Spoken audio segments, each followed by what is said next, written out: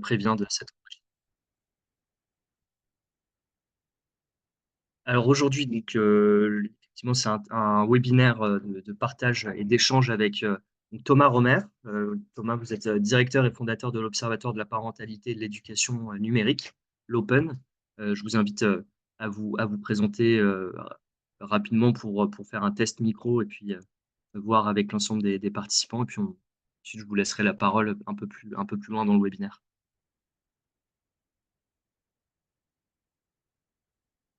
Donc, on a fait un test Oui, micro tout. Ouais. non, mais c'est que j'avais coupé mon micro. Bonjour à toutes et à tous. Merci de m'accueillir, aux équipes de We Take Care de m'accueillir. Ravi d'être parmi vous. Donc, en effet, je m'appelle Thomas Romer. Je suis le fondateur de cette structure qui s'appelle l'Observatoire de la parentalité et de l'éducation numérique, qui existe depuis presque 10 ans et qui a pour vocation d'aller à la rencontre des parents, des professionnels autour de tout ce qui touche à l'éducation au numérique, avec pour ADN d'essayer grâce à notre comité d'experts qui est pluridisciplinaire, d'apporter un peu un regard nuancé autour des enjeux, mais aussi des constats qui sont faits en vue d'adapter des solutions aux situations que chacun rencontre. Donc, on se définit clairement comme étant une association de protection de l'enfance dans les espaces numériques, mais également de soutien à la fonction éducative. Il s'avère que pendant très longtemps, j'ai moi-même œuvré autour de l'accompagnement des jeunes à destination enfin, concernant plus exactement des messages de prévention autour de l'utilisation du numérique et des réseaux sociaux.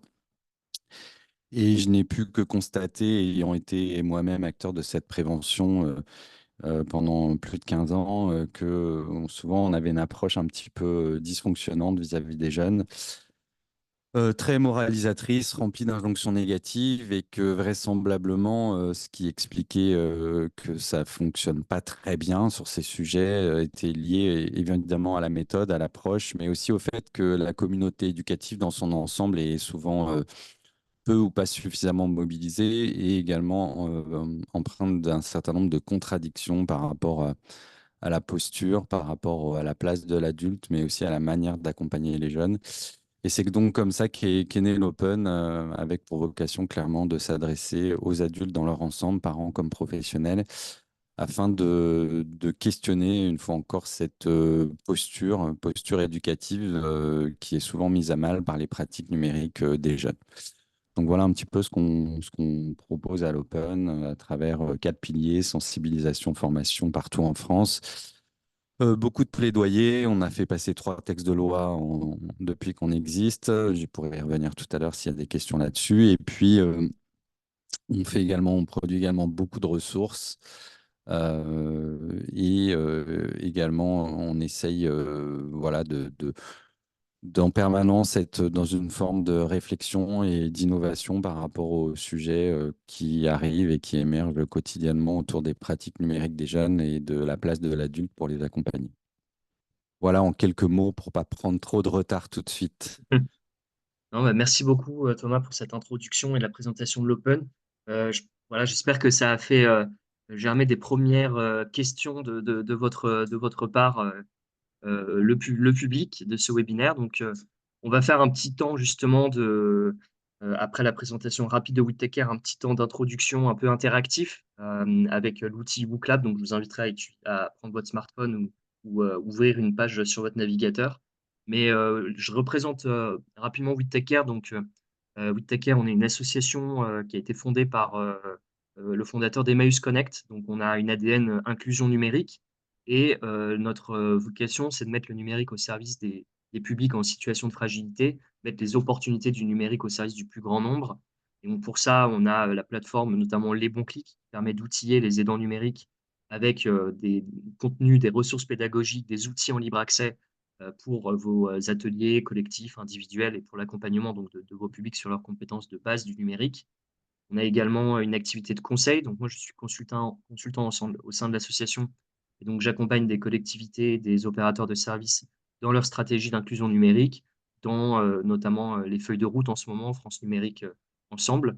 Et puis, on a l'activité de conseil, j'accompagne également, par exemple, la métropole de Montpellier sur l'animation du réseau d'inclusion numérique. Donc, On travaille avec les acteurs de l'inclusion numérique et on travaille sur des verticales liées à l'inclusion numérique et notamment la e-parentalité en fait partie. La parentalité et le numérique en famille. Donc on a pour Whittaker, donc désolé pour ceux qui étaient là mardi, mais on intervient en Occitanie à travers plusieurs projets depuis 2020-2021. Donc d'abord, on a travaillé en 2021 sur le projet Défi Insertion, accélérer les parcours d'insertion grâce au numérique, avec la DRED, c'est la face Occitanie. Comme je vous le disais, depuis 2020, on anime le réseau d'inclusion numérique de la métropole de Montpellier. En Occitanie et notamment en Hérault, il n'y a pas que le réseau d'inclusion numérique de la métropole de Montpellier. Donc, on a aussi différents réseaux d'inclusion numérique du département de l'Hérault et on a contribué en 2023 à l'accompagnement, au coaching et à l'harmonisation et la structuration des modalités d'animation de ces réseaux. Et puis, donc en 2024, on a ce projet qui nous occupe, qui s'inscrit dans l'Alliance locale des solidarités, portée par la préfecture de la région Occitanie et qui a consisté donc à faire un diagnostic territorial sur l'accompagnement à la e-parentalité. Donc, certains d'entre vous ont peut-être reçu cette enquête qu'on a diffusée en mars 2024, récemment, qui vous questionnait sur ce qui était fait en termes d'accompagnement à la e-parentalité dans vos structures, et puis les ressources que vous utilisiez, la connaissance et l'interconnaissance que vous aviez des structures sur le territoire qui réalisent des accompagnements auprès des parents sur ces sujets. Suite au diagnostic, donc, on a pu émettre des constats et puis on a proposé donc une série de 3 webinaires à destination des professionnels et bénévoles de l'accompagnement.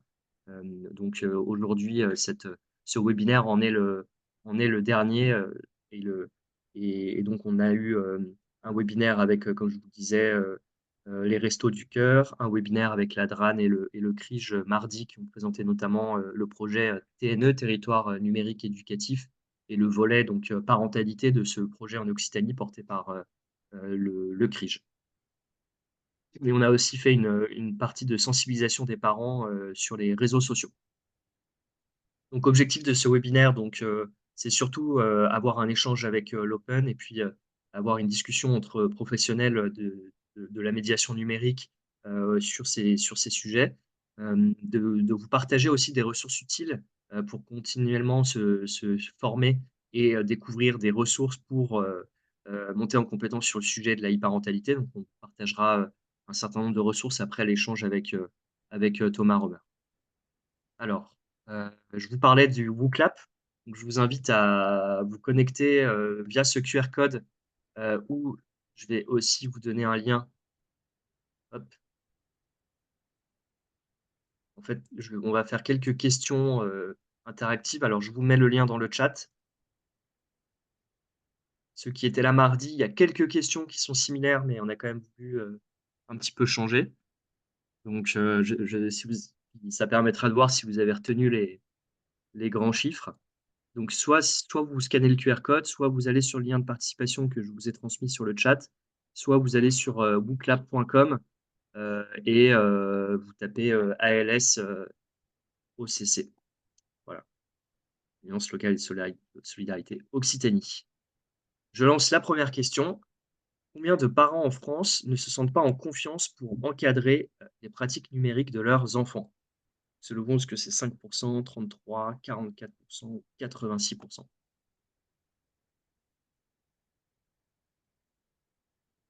en tout cas, je vois que vous avez pris en main rapidement, WooClap. Je pense que si vous participez à des webinaires, fréquemment de Whittaker, vous devez avoir l'habitude de cet outil.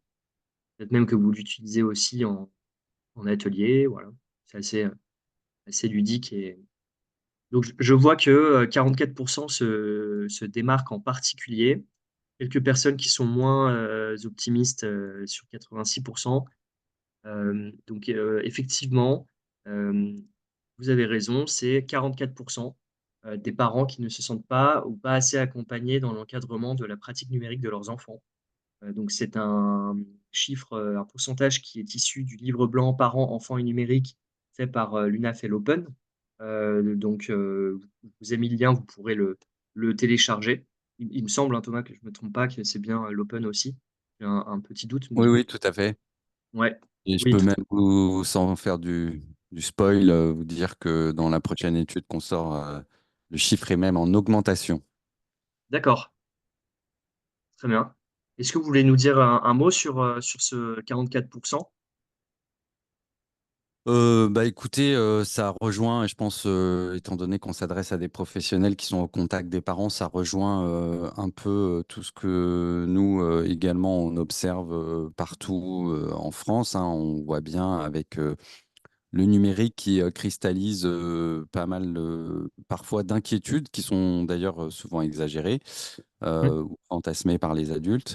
Et puis des solutions qui sont proposées sur le terrain dont on voit bien, ou également en termes de ressources, dont on voit bien qu'en tant qu'acteur de la prévention et de la sensibilisation, ça demande un effort assez important pour toutes et tous pour aller chercher les parents là où ils sont.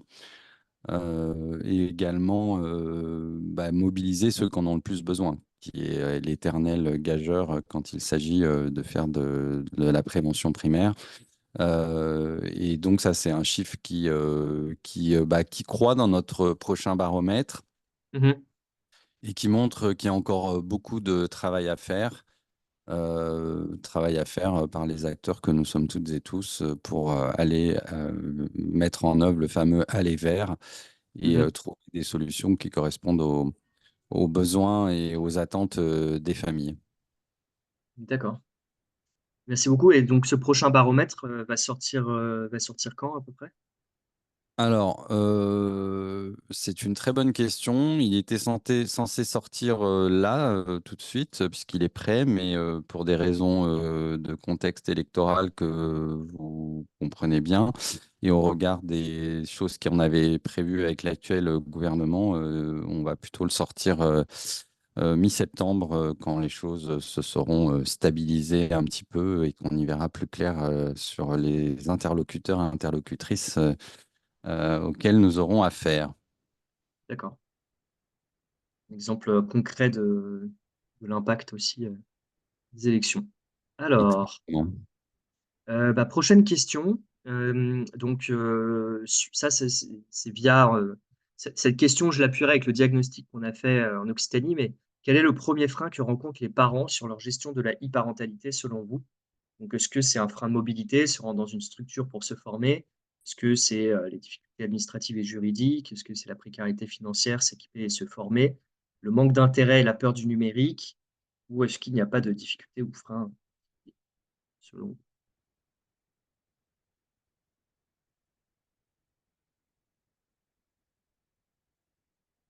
Manque d'intérêt et peur du numérique qui se distinguent en particulier.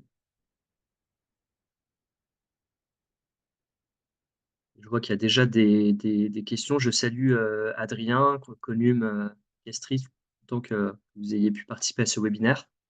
On retient votre question, Adrien, pour l'échange avec toi. Donc, manque d'intérêt et peur du numérique. Donc, vous avez en effet raison, c'est près de 70% des structures tirées de notre enquête qui estiment que les parents manquent d'intérêt, voire ont peur du numérique. Et 59% accompagnent des publics ayant des difficultés sur les savoirs de base et manquant de moyens financiers pour s'équiper. Donc, euh, on vous remettra, là vous avez la possibilité de télécharger le diagnostic sur la parentalité en Occitanie, mais effectivement, le premier frein rencontré, c'est bien celle d'un manque d'intérêt et peur du numérique. Après, il y a entre guillemets, pas un biais dans notre étude qui est que vous avez été de nombreux CONUM, conseils numériques, à répondre à cette enquête. Donc, c'est aussi peut-être un sujet qui ressort plus particulièrement. On va retourner sur Booklab.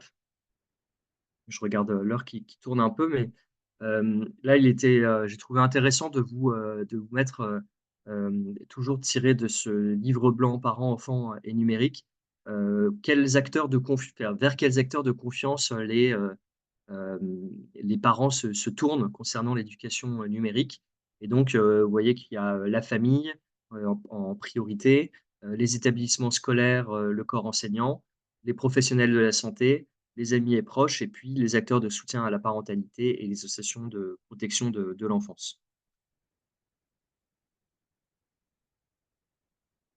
Pareil, Thomas, je vous invite vraiment à pas hésiter à me couper la parole si vous voulez étoffer, surtout que ça vient de ce livre blanc. Donc, Alors, oui, bah, je dirais que de manière assez logique et classique, les parents ayant identifié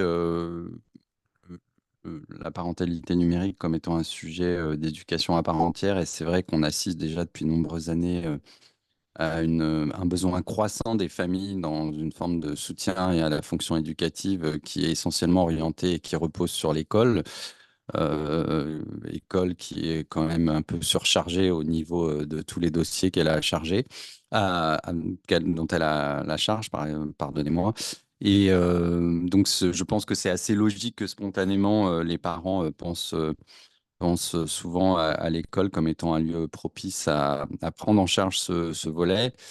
Mais on voit bien que sur le terrain, les difficultés sont importantes et que le besoin de former les équipes éducatives, que ce soit en milieu scolaire ou hors scolaire, euh, incite aussi parfois les parents à se tourner vers d'autres sources. Après, ce qui ressort pas là des chiffres que vous avez donnés, mais ce que nous on observe en termes de pratique, c'est ce qui est souvent pas terrible d'ailleurs, c'est que pas mal de parents se tournent de plus en plus vers des solutions en ligne qui peuvent être des influenceurs parentalité qui ne maîtrisent absolument pas les sujets du numérique et qui vont leur passer des solutions un peu toutes faites, préconçues. Et on en reparlera tout à l'heure. Le sujet est suffisamment vaste et important pour mériter de prendre un petit peu de hauteur de vue, d'où la nécessité, bien sûr, d'aller à la rencontre également des professionnels qui accompagnent les enfants et les adolescents, mais aussi les familles pour faire passer des messages, les former, et c'est ce qu'on essaie modestement de faire à l'Open partout en France. Mais il y a un important besoin, en tout cas, d'accompagnement qui est clair. Je dirais que tout ce qui est fonction médicale aussi, on le voit bien, les médecins, les pédiatres, etc., sont pas du tout formés sur ces sujets. Et souvent, on se contente de faire une petite revue de presse très alarmiste et complètement hors contexte de ce que vivent les familles et ne sont rarement, malheureusement, en mesure de prodiguer les conseils adéquats. merci beaucoup. Je vois qu'il commence à y avoir des questions dans le chat. On va poursuivre juste le WooClap. Hem Et avec, la question finalement, qu'on a un peu envie de vous poser, c'est vous en tant que connu, est-ce que vous vous sentez, à l'aise, dans l'accompagnement des parents sur leur sujet du numérique en famille?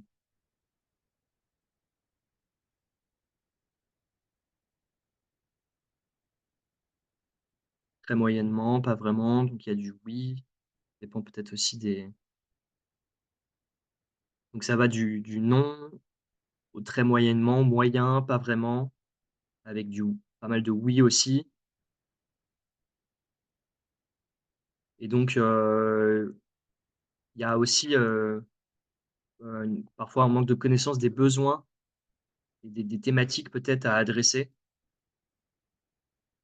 Et c'est pas largement, selon vous, adressé en formation. Vous n'accompagnez pas forcément ce public, mais vous avez peut-être la volonté de développer une offre. Les questions sont souvent, diverses, donc vraiment c'est plus complexe que ça n'y paraît. Très bien, bah, merci pour vos retours. Je regarde si j'ai bien tout vu. Alors, tac. Selon le diagnostic qu'on a fait en mars 2024, les répondants de l'enquête ont dit qu'à 41 que, les actions, à réaliser en faveur de la e-parentalité ne sont pas clairement définies dans la structure et vous voyez en orange aussi pour 15 les équipes n'ont pas encore été, informées ou formées pour, accompagner les parents sur ces sujets-là. Donc c'est pour ça aussi qu'on propose, ces webinaires et puis, que je vous posais, la question et notamment donc le diagnostic a soulevé que, comme vous l'avez, évoqué tout à l'heure, le sujet de l'électronisme, ça reste une priorité. D'abord d'être outillé et formé sur le numérique pour accompagner, les enfants sur leurs usages du numérique, Mais ce qu'on a constaté aussi dans l'enquête, c'est que, le sujet de la e-parentalité, donc vous le découvrez pas, c'est parfois c'est peut-être un peu naissant, ou alors vous n'accompagnez pas encore des parents sur ces sujets-là, mais que, au-delà de la posture d'aidant numérique, qui est votre cœur de métier, et que vous disposez de nombreux outils notamment pour, réaliser ces accompagnements. Vous posiez la question de l'angle social, de la mission en termes de posture éducative, de thématiques à aborder. Vous l'avez cité, juste avant, que c'est très divers et que, vous n'avez pas forcément, toutes enfin tous les bons éléments de réponse. Donc comment rassurer les parents? C'est ressorti aussi de l'enquête. Comment rassembler les familles autour du sujet? Comment favoriser le lien intergénérationnel? Ça ressort un peu plus aussi du contexte d'aidant numérique, au sens, strict du terme. Je regarde en même temps vos commentaires dans le chat. Complexité de toucher les parents sur notre territoire sans qu'ils pensent que ce sont des mauvais parents. Vraiment une posture de proximité. Ça, c'est intéressant. Un certain nombre de parents voient l'outil comme dangereux car les contenus auxquels, par les contenus auxquels peuvent être exposés leurs enfants. Et on a Delphine qui, demande si on a des conseils, justement de pages Facebook ou Instagram ou influenceurs, à suivre d'ailleurs. Donc on vous partagera, à la fin des ressources et puis, je pense que Thomas, en aura également à vous, partager. Et enfin donc, hem, le diagnostic pour le 3e point, c'est, la dynamique partenariale, que, l'accompagnement des parents pourrait être massifié et intensifié si, il y a plus de partenariats et d'interconnaissance entre acteurs, de partage de bonnes pratiques, notamment, on l'a vu mardi, mais, la mobilisation des parents, reste aussi une difficulté des structures, et donc ces partenariats pourraient, favoriser justement, si une structure, arrive à mobiliser des parents sur un événement ou sur des ateliers, et qu'une autre structure puisse profiter de ces moments-là pour aborder les sujets de parentalité numérique. Ça peut permettre aussi de favoriser l'orientation, les formations, pair à pair. Et notamment de structurer, des offres, précises aussi de thématiques. Ça, c'était un enseignement de mardi. C'est qu'avoir des thématiques, lisibles, précises, sur, les réseaux sociaux ou sur, une thématique en particulier, permet aussi aux parents de d'aller à ces accompagnements en sachant, enfin, en leur donnant envie d'y aller. Hem, voilà, donc voilà pour le petit temps, interactif, et je suis vraiment content que vous soyez, enfin que vous posiez, pas mal de questions ou réagissiez dans le chat. Ça va être le moment en fait, de réagir, en live et de poser donc les questions à Thomas qui est là pour vous pendant enfin jusqu'à midi. On prendra, 5-10 minutes à la fin pour partager quelques ressources, mais voilà, si quelqu'un a envie d'ouvrir le bal, de questions ou de remarques, n'hésitez pas à ouvrir votre micro et poser votre question.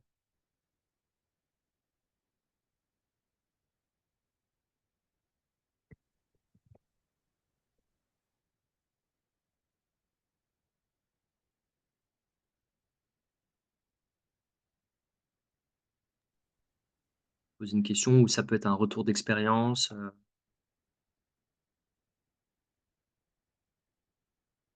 sinon je vais prendre dans l'ordre les questions, du chat. Je vais désigner.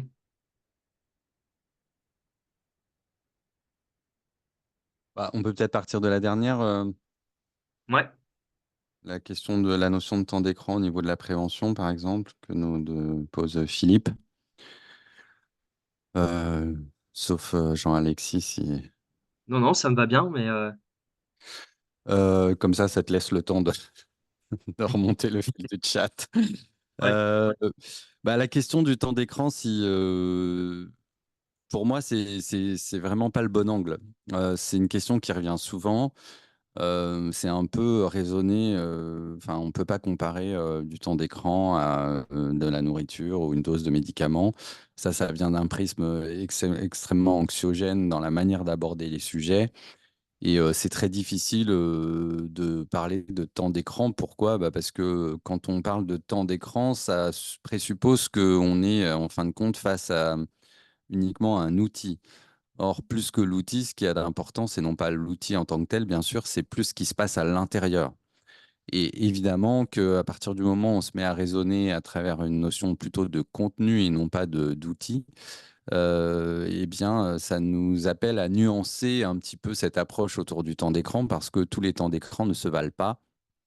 Et l'enjeu est donc et ça fait partie, nous, des conseils qu'on divulgue aux familles en long, en large et en travers, c'est d'arrêter de se focaliser uniquement sur le temps passé, mais plutôt de porter un intérêt à ce que font les enfants, les adolescents avec ces outils pour pouvoir déployer un cadre éducatif qui soit à la fois cohérent, mais aussi qui soit potentiellement respecté par les enfants.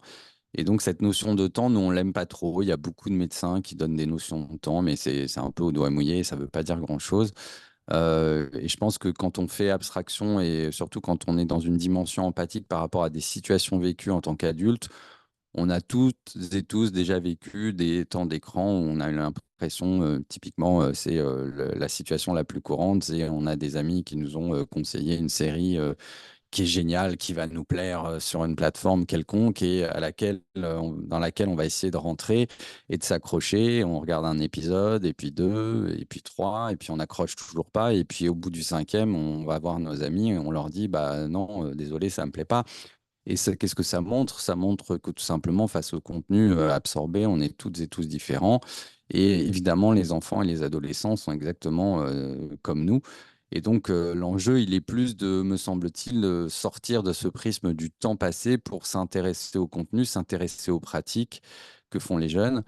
Alors, ça peut sembler parfois très compliqué pour certaines familles, mais on part du principe que si on ne le fait pas, on est face à une énorme contradiction éducative parce que nous sommes à l'origine des équipements en tant qu'adultes. Nous sommes également les créateurs de ces contenus parce que les réseaux sociaux ou les plateformes qu'utilisent les jeunes ne sont pas des jeunes de 12 ans qui les ont créés, ce sont bien des adultes.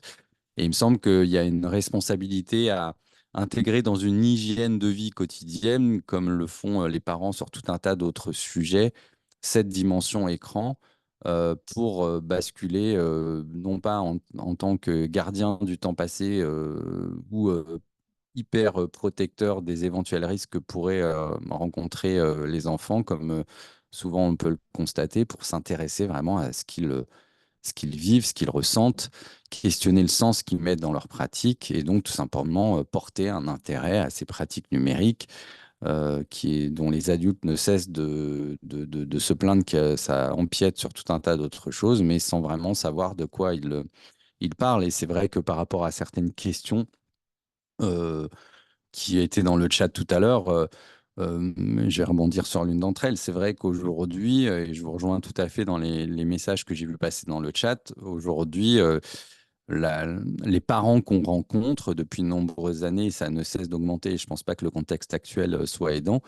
Moi, quand on me demande de résumer l'état d'esprit des parents, c'est effectivement inquiet, angoissé par rapport à ce que peuvent vivre leurs enfants dans les espaces numériques. Et je dirais que c'est lié essentiellement à la panique morale généralisée à laquelle on assiste depuis de nombreuses années, que ce soit dans la sphère médiatique ou la sphère politique, où on ne parle tout le temps que des risques, que des dangers et que des choses qui ne vont pas, en faisant complètement abstraction de tout ce qui se passe bien, de tout ce qui se passe correctement. Et de facto, les adultes s'auto-infligent une sorte de procès en manque de légitimité éducative et désinvestissent complètement ce champ de la vie de leurs enfants une fois encore, résumant leur fonction éducative à des super-héros sortis d'un film de Marvel destinés à protéger leurs enfants de ce qui pourrait leur arriver sur la toile ou en gardien du temps passé. Et je pense qu'aujourd'hui, la fonction éducative,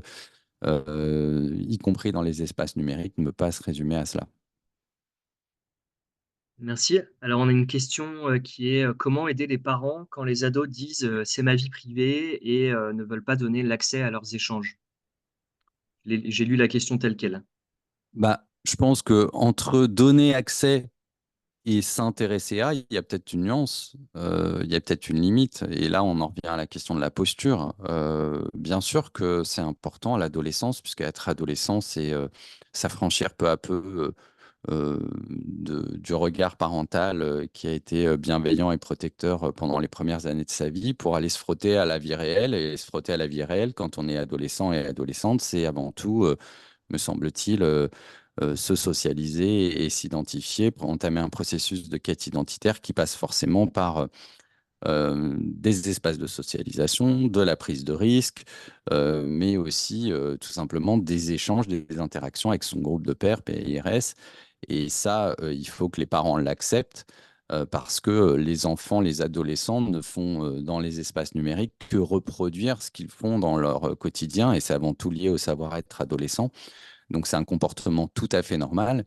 Et je pense que souvent, la nuance, elle est parfois ténue et beaucoup de parents confondent et ont l'impression qu'ils ne peuvent pas avoir confiance avec leur enfant s'ils ne leur montrent pas tout ce qu'ils font. Et je pense que les enfants ont bien sûr le droit à une forme de vie privée, hein, qui est d'ailleurs inscrite dans la Convention internationale des droits de l'enfant. Et donc, ce droit à la vie privée, bah, c'est une frontière au même titre que pas mal de parents aujourd'hui auraient peu ou pas du tout apprécié que leur journal intime soit affiché sur la porte du frigo. Bah, il faut trouver cette nuance, cette place intermédiaire pour plutôt aller voilà, poser des questions, s'intéresser. Qu'est-ce que tu regardes? Qu'est-ce que tu aimes? Pourquoi tu suis cet influenceur? Tiens, j'aimerais bien m'asseoir 2 minutes avec toi. Montre-moi ce que cet influenceur, cette influenceuse publie. Et puis là, à partir du moment où on a vu, on peut donner son avis et assumer une posture éducative, qu'elle soit d'ailleurs dans le soutien ou dans le rejet, c'est pas grave. Mais on réacquiert une forme de légitimité à pouvoir parler de quelque chose que l'on connaît. Et quand je dis ça, je dis pas qu'il faut être enfin, que les parents euh, sachent utiliser les outils ou maîtrisent les outils qu'utilisent les enfants. Parce qu'il y a souvent cette confusion qui s'opère et j'observe beaucoup d'acteurs de la prévention qui commencent leurs ateliers vers les parents en leur disant on va vous expliquer ce que font vos enfants avec les outils. Et je pense que c'est pas du tout le bon point d'entrée parce que ça vient renforcer cette un peu incompétence technique que vivent les parents et cette difficulté à s'intéresser aux pratiques. Je pense que l'enjeu, il est vraiment de mobiliser les familles à s'intéresser, y compris à l'adolescence. Tous les parents qui inscrivent leurs enfants à des activités sportives, basket, football, etc., ne sont pas forcément des experts en la matière, mais à minima, ils vont poser quelques questions à leurs enfants quand ils rentrent de ces activités. Les parents qui posent des questions à leurs enfants sur ce qu'ils ont aimé, vu, regardé, ou qui prennent le temps de s'asseoir à côté d'eux pour regarder un épisode, au moins un épisode de la série qu'ils suivent, juste pour comprendre les questionnements que vivent leurs adolescents en regardant cette série, sont malheureusement peu légion. Et c'est vraiment aujourd'hui un enjeu de mobiliser les adultes, une fois encore, pour qu'ils présentent et regardent, en tout cas, accueillent différemment les pratiques numériques des jeunes, sans nier, bien sûr, les réalités des difficultés ou des risques que peuvent prendre les jeunes. Mais une fois encore, être adolescent, c'est aussi prendre des risques. Super. Alors, on a Jérémy Collot qui dit, suite à ce que vous venez de dire, donc pas votre réponse dernière, mais celle d'avant, que pensez-vous de l'approche enfin, pensez-vous que l'approche de Serge Tisseron avec les balises 3, 6, 9, 12 ne répond pas efficacement aux besoins des parents? Moi, je connais pas les balises 3, 6, 9, 12. Est-ce que- Oui, bien sûr. Alors moi, les balises 3, 6, 9, 12 et Serge Tisseron, on se connaît depuis 20 ans. Serge a eu, en tant que psychiatre, l'idée de mettre en place ces balises qui sont plus des repères qui permettent de donner un peu une forme de guidance aux parents, ce qui fait partie souvent de leurs attentes. Maintenant, dans les faits, quand on discute un peu en profondeur avec les parents, on observe que toutes ces guidances viennent souvent renforcer les difficultés qu'ils rencontrent. Bien sûr qu'on sait qu'aujourd'hui, ne pas exposer un enfant avant 3 ans à un écran, c'est un enjeu de santé. Pour autant, il y a peut-être de la nuance à mettre. Est-ce que un enfant qui va regarder ou jouer avec sa maman ou son papa sur une petite application mobile à 2 ans pour écouter les cris des animaux va rencontrer des difficultés langagières ou de développement psychomoteur? La réponse est clairement non. Euh, la réponse est non, contrairement à ce qu'on entend parfois. Donc, il faut un peu sortir de cette panique morale. Et je pense que les problématiques des balises, c'est qu'aujourd'hui, face à la redéfinition des familles, à leur recomposition, l'explosion des familles monoparentales, c'est les familles se sentent culpabilisées par ces balises.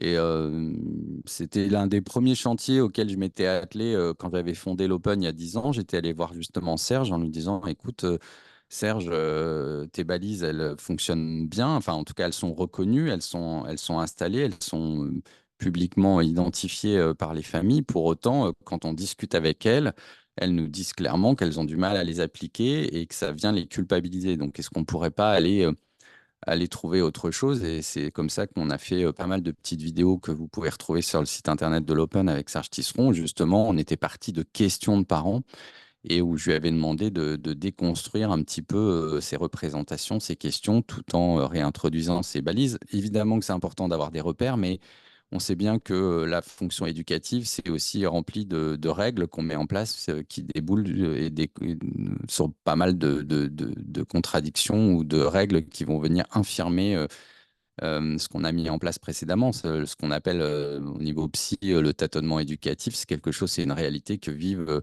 les familles au quotidien. Alors, la Chine vient de restreindre le temps d'écran par enfant à 1h30 par jour. Y a-t-il une étude sérieuse sur le lien entre les écrans et la baisse de concentration et de l'attention chez les enfants? Alors, pour l'instant, on sait, il y a des choses que l'on sait et des choses que l'on ne sait pas. Et c'est vrai qu'aujourd'hui, et on l'a bien vu avec les prises de position du président de la République à travers de la commission écran, il y a une espèce de panique généralisée et on a un peu l'impression que les écrans et le numérique sont un peu les idiots utiles du moment. Quand on regarde de près, voilà, on a des enfants qui arrivent de plus en plus souvent à l'école et qui présentent des troubles du langage, de la concentration. On a une baisse des résultats scolaires. La France ne cesse de péricliter d'année en année dans toutes les études PISA. On a eu les émeutes de juin dernier où, quand on écoute nos politiques, c'est bien sûr la faute aux réseaux sociaux. On a vu ça et encore récemment avec la Nouvelle-Calédonie. Bref, il y a quand même, d'un point de vue institutionnel, me semble-t-il, une volonté de diaboliser un peu les outils et les pratiques qui en découlent sans prendre en considération les subtilités qui se cachent derrière les individus et les difficultés que peuvent rencontrer certains jeunes ou certaines familles qui évidemment vont trouver leur place et une forme d'expression ou de radicalisation dans les espaces numériques, puisqu'ils investissent ces espaces-là pour se socialiser. Donc c'est logique que ça devienne aussi un outil de mobilisation et d'expression. Pour autant, de là à dire que les réseaux sociaux sont responsables des émeutes, il faut peut-être pas exagérer. Et donc aujourd'hui, je pense que l'enjeu, il est vraiment de prendre de la hauteur de vue par rapport à ça. Et concernant les études, il y a des choses qu'on sait, des choses qu'on ne sait pas. Grosso modo, on ne sait pas grand-chose en fait. Et c'est bien ça qui embête tout le monde. Aujourd'hui, on sait essentiellement que sur le développement de l'enfant, les écrans peuvent impacter fortement le sommeil. Alors, ce qui est très important, surtout quand on est enfant, hein, donc ça peut avoir tout un tas de conséquences néfastes. Mais par exemple, quand on regarde ce que nous apprend la littérature scientifique, contrairement à ce qu'on entend, il n'y a aucune étude scientifique au monde qui démontre de manière enfin, j'ai nuancé mon propos. Il y a des études sur la fonction du langage qui disent que les écrans peuvent être néfastes en termes d'apprentissage pour le langage chez certains enfants. Il y a d'autres études qui montrent exactement l'inverse, qu'au contraire, les écrans peuvent avoir un impact positif. Donc on voit bien que les choses sont un peu plus nuancées. Et pendant ce temps-là, il y a quand même beaucoup de panique morale autour de tous ces sujets. Et donc l'enjeu aussi, je pense, en tant que professionnel, c'est de pas non plus forcément lancer des requêtes dans Google pour avoir une idée sur ces questions-là, parce qu'on tombe systématiquement sur des articles de presse qui sont peu sourcés, peu étayés, souvent très alarmistes, ou avec des pseudo-lanceurs d'alerte qui font peur aux familles et aux politiques qui racontent n'importe quoi, alors que les choses sont beaucoup, beaucoup plus nuancées que ça. Alors, on a une question de Neza. Bonjour, pourquoi aussi peu de parents se tournent-ils vers les accompagnements éducatifs? Y a-t-il une méfiance des travailleurs sociaux? Comment éviter cela? Pas si- Oula, Pas forcément. Euh, est-ce que la question porte vraiment sur les enjeux de la parentalité numérique ou est-ce qu'elle est plus large? Je pense qu'aujourd'hui, si moi je vais parler de ce que je sais, parce que mon spectre d'intervention il est vraiment lié avec les équipes de l'Open autour de la parentalité numérique. Moi, ce que j'observe aujourd'hui, il est vrai, c'est que contrairement à ce qu'on pense, la parentalité numérique, c'est beaucoup plus compliqué, c'est un champ beaucoup plus vaste qu'il y paraît. Et moi, j'observe un peu deux types de professionnels. J'ai soit des professionnels en formation qu'on rencontre qui, à travers leur parcours ou leur formation initiale, maîtrisent tous les enjeux psychosociaux du développement de l'enfant, des enjeux éducatifs, etc. Et qui, en revanche, sont un peu bloqués sur tous les enjeux du numérique et qui, là, vont tomber dans le piège que j'évoquais à l'instant, c'est-à-dire se faire une petite revue de presse à la va-vite en se disant qu'ils sont légitimes pour aborder les questions de parentalité numérique. Il suffit juste de rajouter le volet numérique et ils vont cocher les cases. Et d'un autre côté, plutôt des profils de passionnés du numérique parfois même de geeks qui ont l'habitude d'accompagner les jeunes dans les espaces numériques, de mener des ateliers, qui se disent qu'ils vont pouvoir investir le champ de la parentalité puisqu'ils maîtrisent le sujet du numérique. Or, on est vraiment à la croisée de multiples chemins, de multiples compétences et qui, me semble-t-il, ne peuvent pas se résoudre d'un coup de baguette magique sous prétexte qu'on maîtrise l'un des deux champs. Les sujets sont beaucoup plus complexes et profondément ancrés. Il y a énormément de disparités d'une famille à l'autre. Les études menées par l'INSERM montrent également qu'il y a des biais socio-économiques qui rentrent en ligne de compte.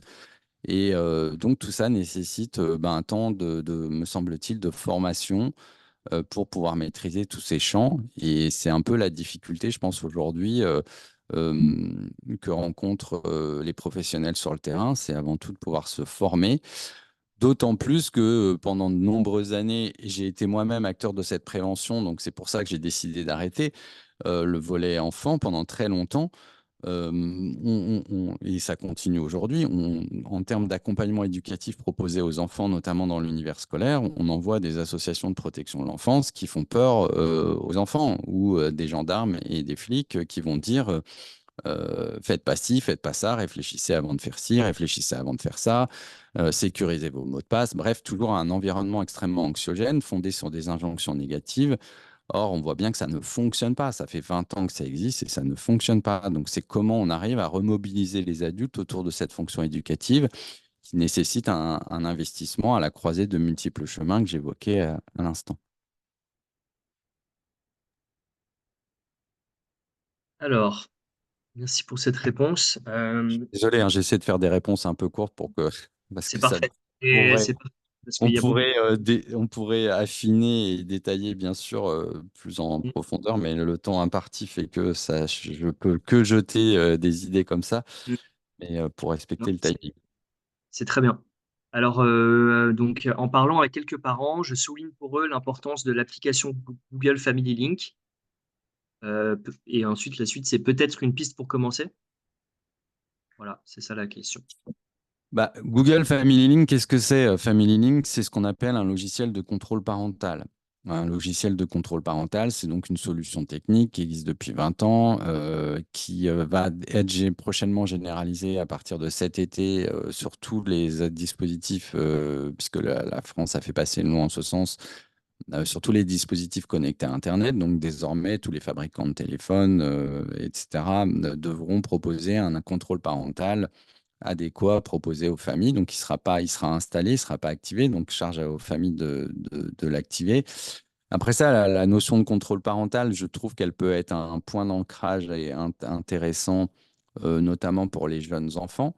Ça permet souvent de se poser, de réfléchir entre parents, parce que ça, je ne l'ai pas encore évoqué, mais on assiste aussi beaucoup à des guerres intrafamiliales entre les deux parents sur toutes les questions du numérique. On a souvent des pères et des mères qui sont plutôt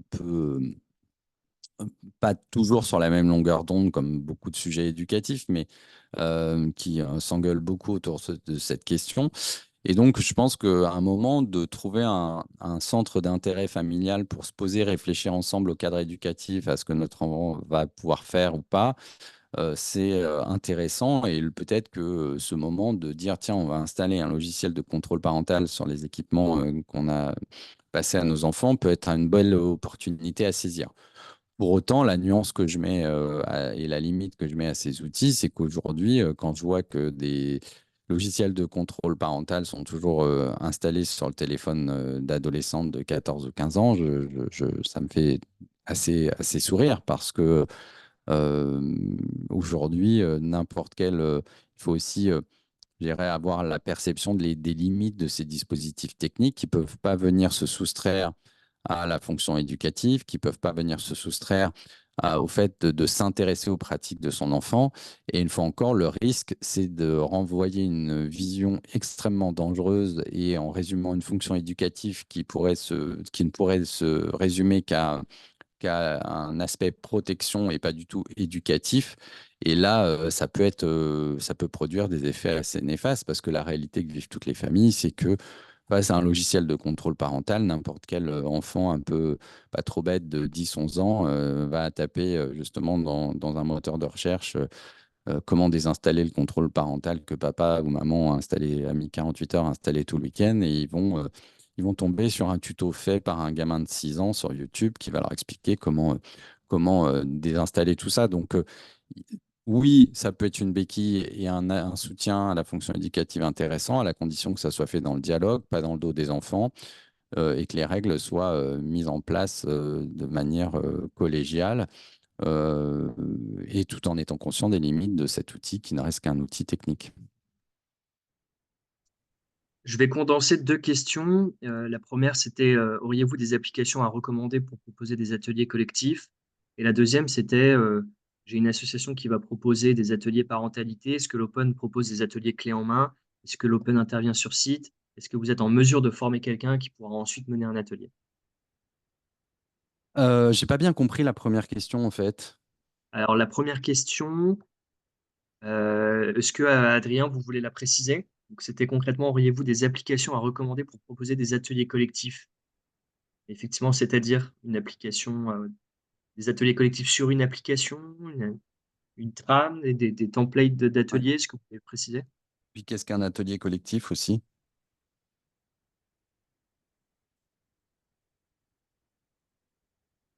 Adrien, c'est pour vous si vous voulez ouvrir votre micro.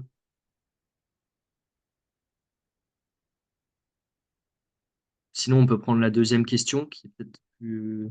Ouais. Alors, attendez, je vois qu'il y La a des deuxième messages. question. Euh, Oui, sur une application en particulier.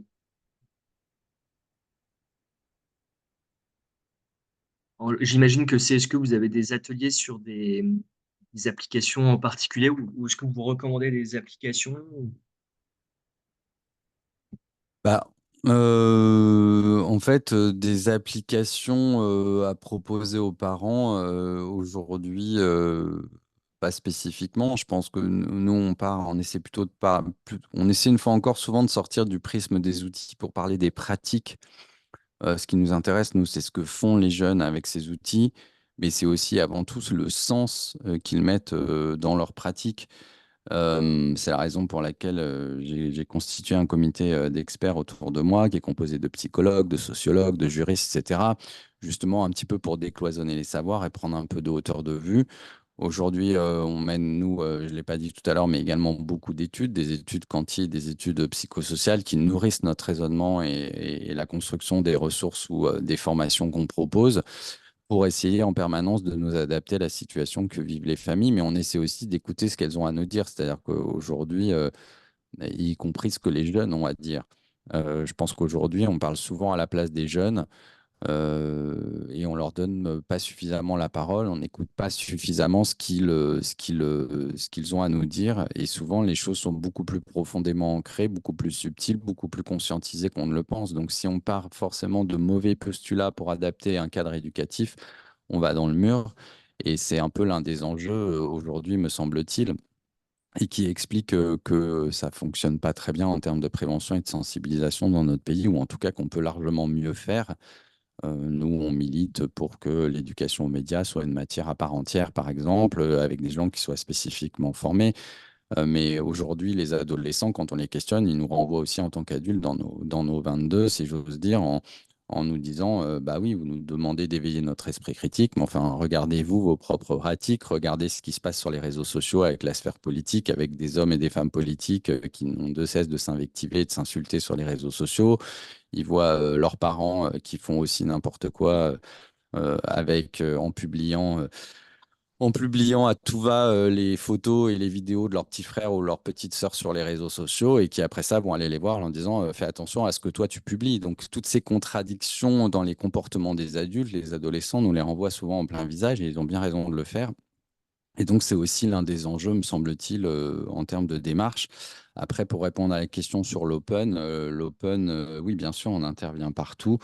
Oui, on propose des ateliers clés en main. Après ça, ça dépend un petit peu des attentes, des besoins. Et évidemment, on forme aussi des professionnels à pouvoir mettre en place ce type d'atelier en fonction des thématiques qu'ils souhaitent déployer. Merci. Est-ce que je peux me permettre? C'est moi qui ai posé la question sur les ateliers que vous proposez à l'Open. Bonjour. Bonjour. Je voulais savoir, en fait, est-ce que vous avez des représentants dans chaque région qu'il faut contacter en particulier, ou est-ce que Alors nous, on centralise tout. On est basé en région parisienne. On centralise tout au niveau de notre plateforme. Et puis on a des intervenants après un peu partout. Après ça, comme vous l'avez compris, enfin, en tout cas, on essaie d'avoir une approche assez fine, que ce soit sur le fond et sur la forme. Et on n'en voit pas, comme le font certaines assos, des services civiques intervenir devant les parents. oui. Nous, on envoie des gens qui sont formés, ce sont souvent des jeunes, hein, mais qui ont plutôt un profil voilà, avec derrière une formation adéquate pour pouvoir justement être en mesure de déconstruire toutes ces angoisses parentales et de s'appuyer notamment sur des compétences psychosociales pour leur transmettre aussi un certain nombre de conseils pragmatiques, mais tout en les incitant à faire ce pas de côté que j'évoquais tout à l'heure. Donc, oui, on a des intervenants un peu sur l'ensemble du territoire. Après, je ne vous cache pas qu'on croule sous les demandes et donc il y a des régions sur lesquelles au regard de l'exigence qu'on met dans la formation de nos intervenants, on peine à trouver des intervenants pour venir nous aider à faire passer nos messages. Mais oui, globalement, aujourd'hui, on couvre une bonne partie du territoire français. D'accord. Et comment on vous contacte, sur le site internet ou Oui, oui, sur le site internet ou en envoyant directement un message à l'adresse information avec un s open-asso.org. Je Ok, peux vous envoyer l'adresse si vous voulez dans le chat.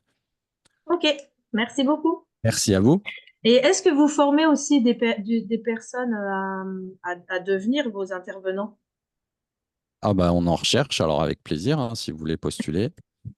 Ok, pourquoi N'hésitez pas? pas, n'hésitez pas, n'hésitez pas à nous envoyer un petit mail. Je viens de vous mettre l'adresse. N'hésitez pas à nous contacter, bien sûr. Ok, merci. Merci à vous. Alors, ouais, on va justement clôturer ce temps d'échange et merci à tous et toutes pour vos questions diverses, variées. Désolé pour les dernières questions qu'on n'a pas pu aborder, notamment la question de Madame Puyot, la légitimité du professionnel, enfin du conseiller numérique pour aborder ces sujets. Je pense que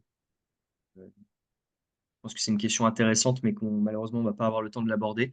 Je vais vous partager quelques ressources pour continuer justement à vous former sur ce sujet complexe. On voit qu'il faut multiplier les sources et comme le disait Thomas, les revues de presse superficielles ne suffisent pas. Alors allez vous renseigner auprès justement d'experts et des ressources clés qui sont à votre disposition. Alors, c'est pas exhaustif, mais on vous en a mis quelques-uns. Donc, vous allez retrouver le site de l'Open sur lequel vous allez retrouver un certain nombre de ressources. Vous avez le Clémy, l'UNAF. Nous, sur la plateforme Les Bons Clics, on a quelques ressources, quelques articles aussi. Internet sans crainte, Tralalaire. Et puis, Et puis, je protège mon enfant.gouv.fr, la trousse à projet. Je pense il y en a bien d'autres. Faminum, mais ça vient d'Internet sans crainte aussi. Et donc, je ne vais pas vous représenter la plateforme Les Bons Clics parce qu'on n'a pas vraiment le temps. Mais en revanche, pour le projet, on a créé une page dédiée à la parentalité et au numérique. Sur cette page, vous allez retrouver justement un ensemble de ressources, de vidéos. Donc, vous allez retrouver 3 interviews. Il se trouve que ce sont. Enfin, d'abord, il y a un petit extrait d'interview de Thomas, donc vous pouvez le retrouver. Sinon, vous avez 2 mamans qui ont témoigné. Il se trouve que c'était des mamans lors de cette journée qui était dédiée à ces sujets. Vous allez retrouver un certain nombre de contenus spécifiques, des replays de webinaires, donc avec des interventions comme celle d'aujourd'hui de l'Open. Et puis quelques ressources un peu fléchées, quelques sites et applications, une mallette de parents, conseils, ressources et outils pour mieux comprendre les enjeux de l'école en particulier, les promeneurs du net et de la CAF, et puis, ah, et puis un tutoriel pour l'espace apprenant, les bons clics, si toutefois vous avez des parents qui ont un premier niveau d'autonomie numérique et qui pourraient s'auto-former. Les bons clics, c'est une plateforme de ressources à destination des aidants numériques pour vous outiller pour vos accompagnements, mais il y a aussi un volet espace apprenant qui est simplifié et sur lequel les parents peuvent, enfin vos bénéficiaires peuvent et vos publics peuvent s'auto-former. Et on a aussi développé un suivi de la progression des apprenants, donc qui permet de leur flécher des ressources et de voir s'ils ont pu les réaliser et sinon sur quoi ils bloquent. Le support vous sera envoyé. Je vous remercie à nouveau, Thomas, pour votre présentation et pour cet échange. J'ai Bah, pas lu merci, tous les commentaires, mais il merci. y a eu beaucoup de commentaires Merci très. Jean-Alexis. Je vous ai mis là à la diapo qui apparaît à l'écran l'adresse du site internet. En effet, on essaie nous vraiment de construire le site de l'Open pour les adultes, parents comme professionnels, avec non pas une volonté de filer des outils clés en main, mais plutôt de permettre et de susciter la réflexion pour que chacun puisse s'outiller, faire son chemin par lui-même en fonction de là où il en est, des sujets qui l'intéressent. Donc, vous pouvez aller jeter un petit coup d'œil. Et puis, bah, merci beaucoup pour vos questions très intéressantes, pour votre mobilisation. Merci Jean-Alexis pour l'invitation. Et puis, on est à votre disposition si besoin. Merci à vous. Alors, j'ai mis un questionnaire d'amélioration continue de nos webinaires dans le chat. Voilà, n'hésitez pas à prendre un temps pour le remplir en 2-3 minutes. Ça nous permet d'améliorer nos démarches. Merci. Merci à vous. Bonne journée. Bonne journée à tous et à toutes.